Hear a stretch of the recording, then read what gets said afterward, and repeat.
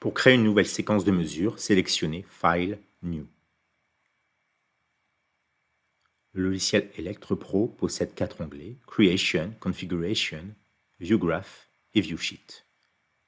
Tout d'abord, dans la fenêtre Creation, sélectionnez Line pour un profil 2D classique. Les électrodes seront positionnées le long de l'axe X. Cliquez sur Next. Dans le XGrid Spacing, rentrez l'espacement entre électrodes en mètres, 5 mètres dans cet exemple. Dans le XGrid Size, rentrez le nombre d'électrodes, 48 dans cet exemple. Dans le XGrid Offset, rentrez la position de la première électrode en mètres, 0 par défaut. Laissez par défaut l'option Automatic Grid et cliquez sur Create Grid. Les électrodes seront positionnées en XY, Y égale 0 par défaut. L'électrode 1 est positionnée en 0 mètres. Et l'électrode 48 est positionnée en 235 mètres. Donc dans cet exemple, nous allons travailler avec 48 électrodes, la première électrode étant la numéro 1, la dernière numéro 48. Puis cliquez sur l'onglet Configuration. À partir de cette fenêtre, nous allons définir les paramètres temporels et géométriques de la séquence. Tout d'abord, rentrez le nom de la séquence qui sera stockée dans l'appareil. Sélectionnez la configuration d'électrode. Vous avez la configuration Wiener-Schlumberger, mais vous avez également la configuration Wiener-Schlumberger Reciprocal, qui est intéressante pour le Syscal Pro, car il permettra de faire la mesure en 10 voies. Donc 10 voies pour le Syscal Pro et 2 pour le Syscal Junior R1+, ou R2. Laissons 10 voies dans cet exemple.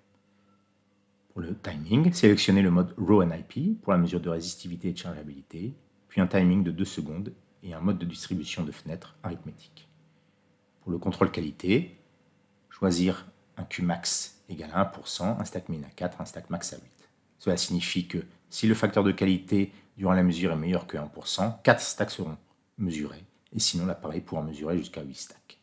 Concernant la tension, sélectionnons une tension de réception maximale. L'appareil ajustera sa tension d'injection jusqu'à 800 volts pour recevoir une tension de réception maximale. Cette partie est relative aux paramètres géométriques de la séquence. Sur la gauche, nous avons les différents spacings qui peuvent être programmés, et sur la droite, les niveaux de profondeur. Dans cet exemple, nous allons programmer 6 niveaux de profondeur par spacing. Spacing signifie longueur des dipoles. Ceci permet d'améliorer le rapport signal sur bruit. Donc, nous programmons 6 niveaux en 1A, 6 niveaux en 2A, jusque le maximum qui est 5A dans cet exemple. Laissons 10 voies pour le nombre de mesures simultanées correspondant au Syscal Pro et laissons les 3 options validées par défaut pour le processus d'optimisation de la séquence.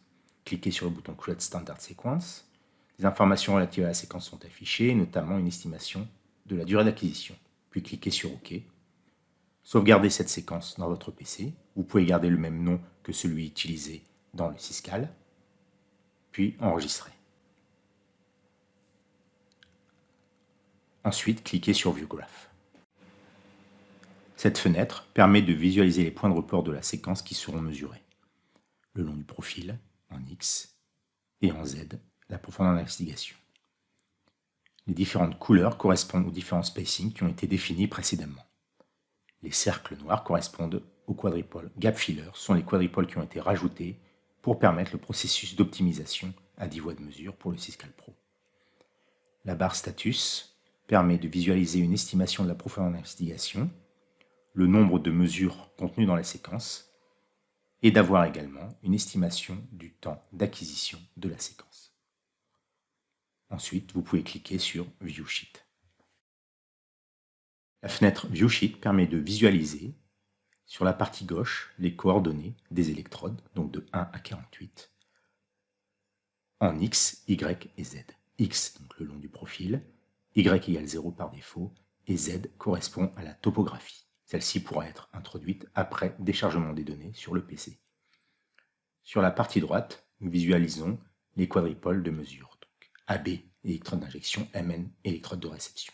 Nous voyons que dans la configuration Wiener-Schlumberger réciproque, le AB est à l'intérieur et le MN à l'extérieur. Pour chaque quadripole, le facteur géométrique est calculé automatiquement et nous avons également une estimation de la profondeur d'investigation. Ces fenêtres peuvent être exportées en tant qu'image ou exportées en tant que fichier Excel.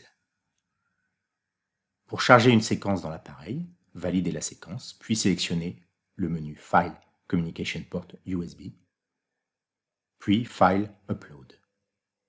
Sélectionnez le menu correspondant dans le Syscall, puis cliquez sur OK.